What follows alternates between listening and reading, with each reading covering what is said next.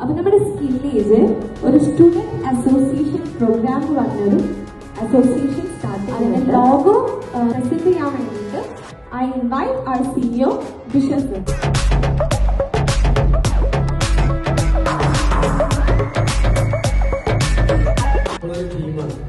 സ്റ്റാഫെന്നോ അല്ലെങ്കിൽ മാനേജ്മെന്റ് എന്നോ വിദ്യാർത്ഥികളെന്നോ വ്യത്യാസമില്ലാതെ ഒരു സ്വപ്നത്തിലേക്ക് പറക്കുന്ന ഒരു ടീമാണ്.